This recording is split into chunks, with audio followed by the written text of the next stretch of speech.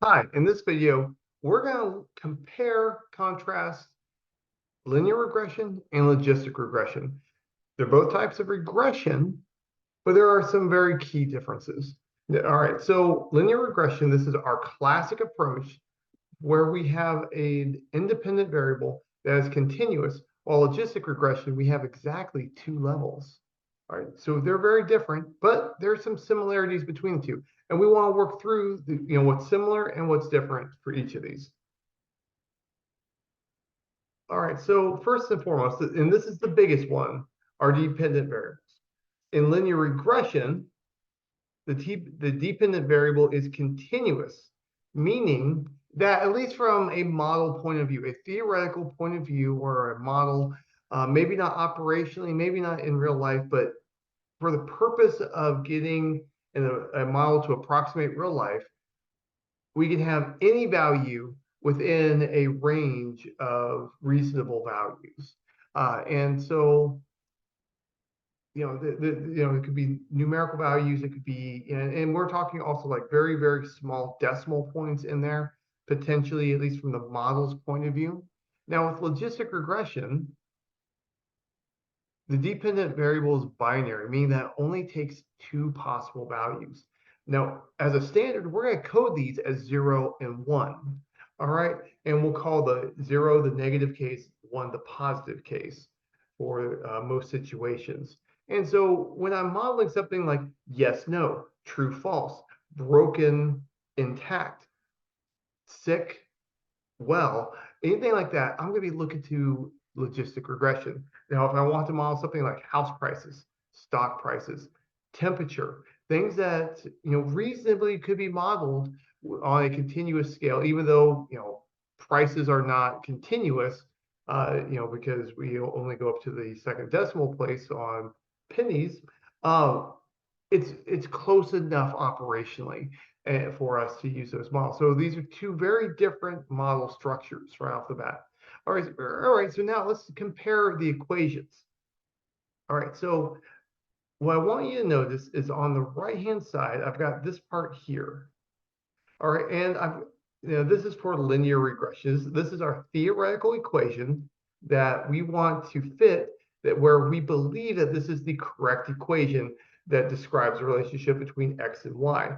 Or if it's not the correct equation, it's close enough to it that it's operationally okay to use it. All right, so here I have this, and you'll notice I have exactly the same part here.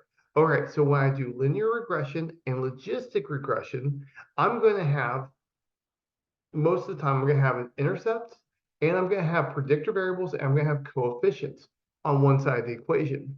Now, let's get into the differences. All right, so on the left-hand side, I'm just going to have that target variable that I'm interested in, and I'm going to have a little error term floating around over here. All right, so this error term, this accounts for all aspects of the real-life situation that our model just can't address, can't pick up, can't deal with. Maybe we don't have the right kind of data. Maybe there's just some randomness going on that we just can't account for. Okay, now something that's important about this is that this epsilon term, this error term, matches up to the individual observations. And so here, when we do regular old linear regression, we're working at the observation level. Each individual row of data, each time I collect data, each data point is itself modeled. Now, overall, we work with the averages overall, like what's on average going to happen when X increases or decreases. But the model is addressing things on a case by case, point by point, observation by observation basis. Now, let's look at the logistic regression equation. All right, so over here I have the same thing, but you'll notice that now I have a logarithm and I have a probability, and I have 1 minus that probability. All right, so here I have the probability of success given the value of X. I have the probability of failure given the value of X. All right, so this is odds, okay?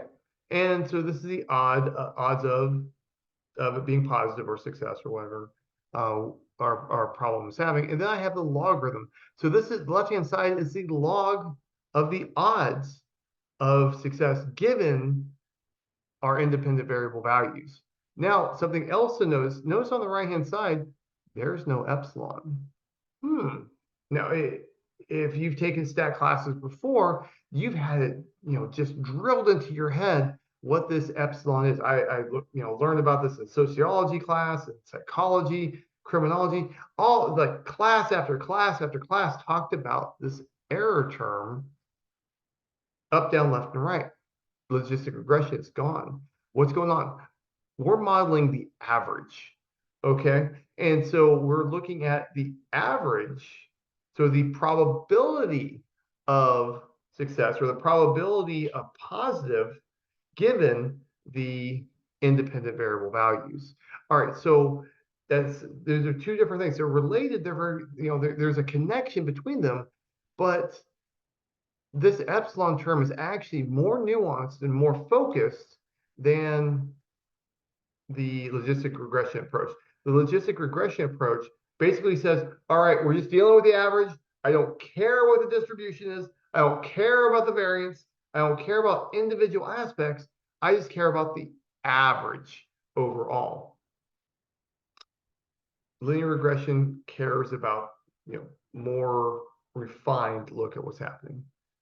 Okay, so now let's take a look at the model's approach to randomness. So the error term or that expected value.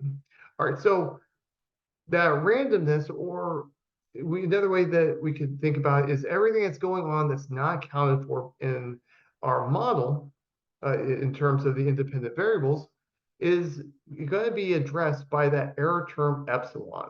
And what we're going to do in standard linear regression is that we're going to assume that the error term is normally distributed, mean zero, and constant variance with respect to the predictor variables.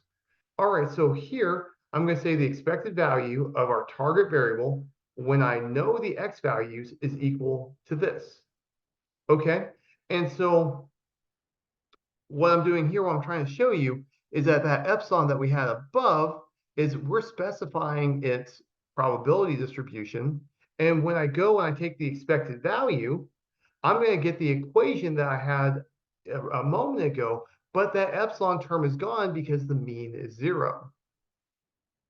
On logistic regression, we have that expected value thing, but we make no statement about the distribution. We make no statement about the variance.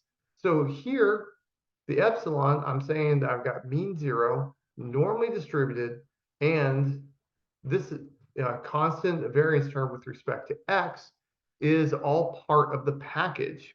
While when I'm working with logistic regression, we're going to use that log odds to model the expected value of that 0, 1 variable.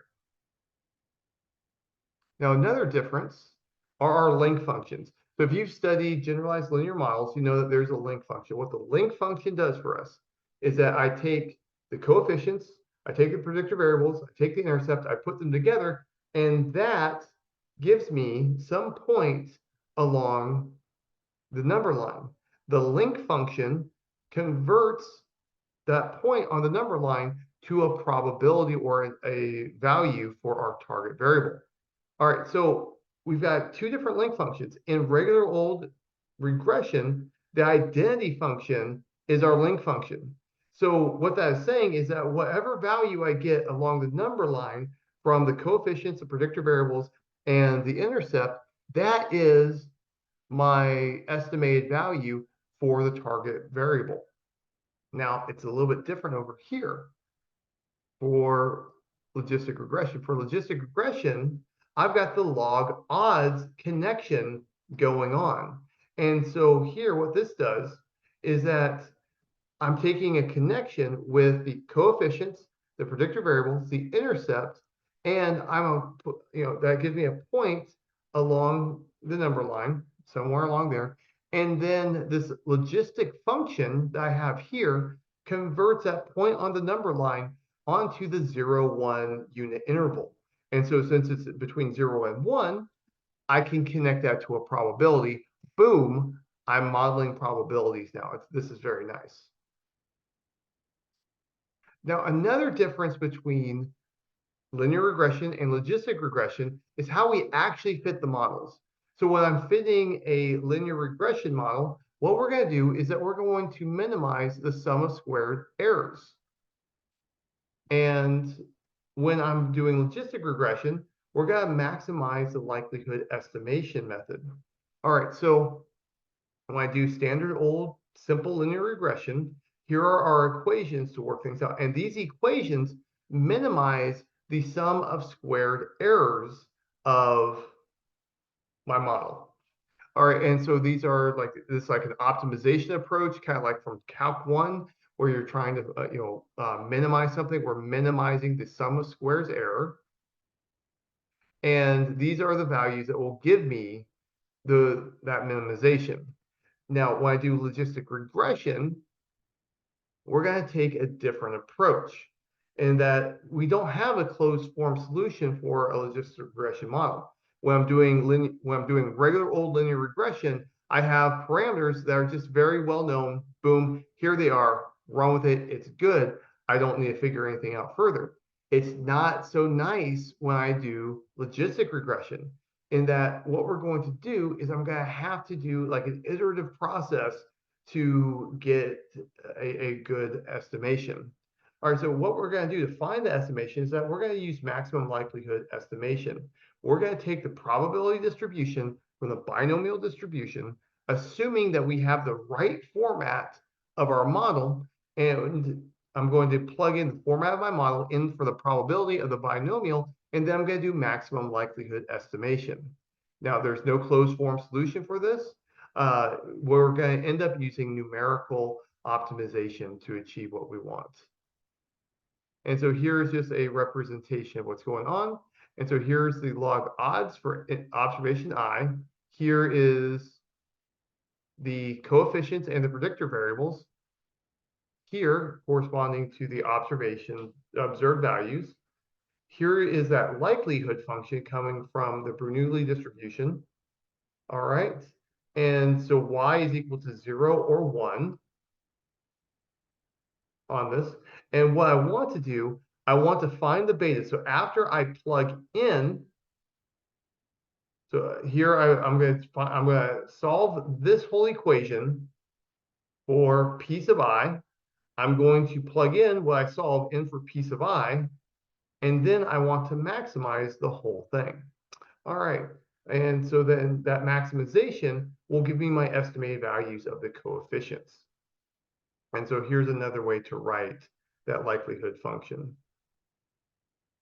All right, now another major difference is interpreting the coefficients. So when we may have a change in the dependent variable, what is going to, sorry, when we have a change in the independent variable, what is the resulting change in the dependent variable? All right, well, in linear regression, it's pretty straightforward that if I just take this expected value format, I have this. Now, if I take the same equation, but instead of x sub 0, I have x sub 0 plus some change, then this is what I have on the right-hand side. So if I want to know the change in the expected value, I just go through and do subtraction. I subtract the second, I take the second equation and subtract off the first, and that gives me the left-hand side here. So that's this minus that, and then I'm going to take this and I'm going to minus that. All right, well, you'll notice that the beta sub 0s, the intercept, disappear. We notice that the x sub 0 with beta 1 will disappear, but I'm going to be left with this delta x with the coefficient. Boom. All right, so what this does, when we interpret the coefficients, we know that by changing x by this amount, we expect on average our target variable in regular old linear regression will change by beta sub 1 times the change in x. Now in logistic regression, it's a lot more complicated, but it's not that bad. We're just going to do some college algebra. We're going to breeze through this easy peasy lemon squeezy. Okay, so we're going to look at the log odds for this. So here is the log odds equation that we looked at a moment ago. Now here, I'm going to take the log odds, but instead of x, I'm going to have x plus delta x. Okay, so I'm going to take the second equation here. I'm going to subtract off the first equation here, and that gives me this right there. Okay, so now I'll notice that on the right-hand side, this will cancel with that. The beta 1x will cancel with negative beta 1x, and I'm going to be left with beta 1 delta x right here. Okay, so the right-hand side cleaned up nicely. Now, on the left-hand side, I notice I'm subtracting logarithms. Subtracting logarithms is the same as bringing it to the inside and dividing by the second one. All right, so now I've got this. So now I've got a ratio of odds. So I have the log odds, log of the ratio of odds going on. All right, well, let's go ahead and simplify this. Let's go ahead and take the inverse of log to both sides. Boom, this is looking a little bit cleaner. Now I've got e to that. Now I'm going to multiply both sides by the denominator of the larger fraction. And so now I can see it's not as straightforward, but I can see the proportional change in the odds if I change the value of the predictor variable. All right. All right, so now let's talk about the assumptions. Both linear regression and logistic regression have assumptions. So first thing is that we're going to assume that we have the correct relationship between our target variable and our predictor variables. That's if that's not correct, like we have really screwed things up. We also want to have independence of observations. That is true for both types of models. We also are going to say that we need to assume that we have no issues with multicollinearity, and specifically no perfect multicollinearity. We don't want to be building models where I have redundant predictor variables. We've correctly specified the structure of the model. So like if there's a square root, something like that of a predictor variable, I need to have this right. Now we're also going to assume that the results are not influenced by the error term.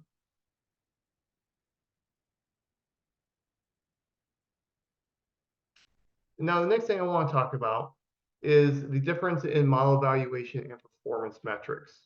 All right, so when I do standard simple linear regression, you'll notice that I've got, my residuals, that'll happen in both places. We'll have t-tests. All right, we have hypothesis tests. That's all right. But here we've got multiple R squared. We have an adjustment to that. We have an F statistic. And that F statistic leads to a p-value. Correlation is going to be an important one for us. And something that's going to be super important for us is the mean squared error that I can compute. Now, in logistic regression, we're going to be using things a little bit differently. We're going to focus on things like accuracy, precision, recall, sensitivity, specificity, F1 score, and the ROC curve to assess the model.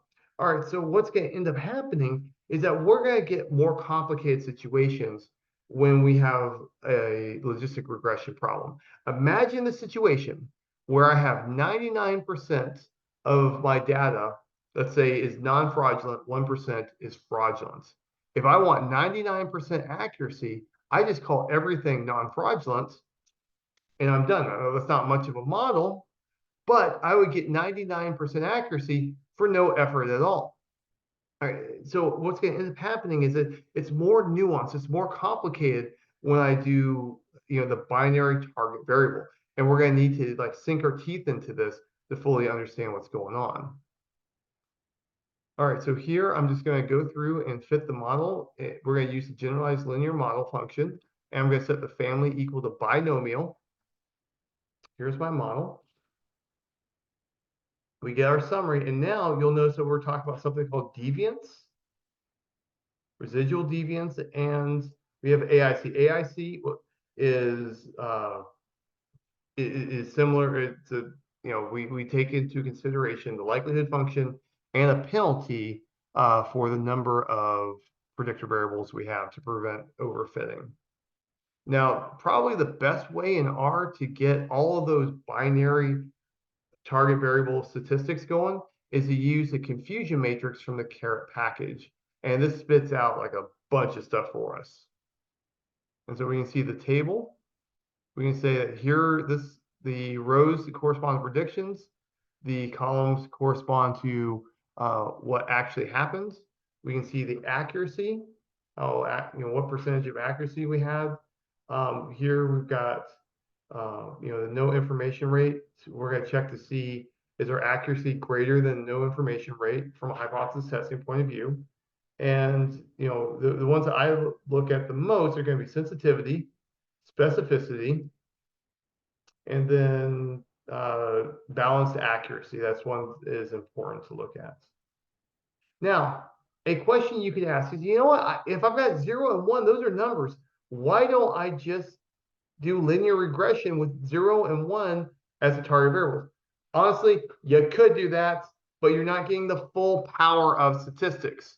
All right, so that would be the main thing, is that why wouldn't you do it with regular linear regression? Because you have better methods available for really no more work. Also, from a theoretical point of view, you're going to have a violation of assumptions. There's a bunch of other assumptions going on, like that whole normally distributed errors things. That's out the window in this point of view. Also, our predictions are not going to be on the right, a good portion of time are not going to be in that 0-1 interval. It's not going to make sense to get predictions off of a linear regression model. We have heteroscedasticity. That would be a problem in linear regression. It's not a problem for logistic regression because of the whole 0-1 cuts. Also, interpretation of a linear regression model is very different than the interpretation of logistic regression. Remember that log odds versus that nice little coefficient times the delta. It's a lot more complicated. All right, well, that's all I've got for you. For your homework, fit a simple linear regression model and interpret the slope. Fit a simple logistic regression model and interpret the slope, just like I had previously. All right, well, that's all I've got for you. Life is short. Do math.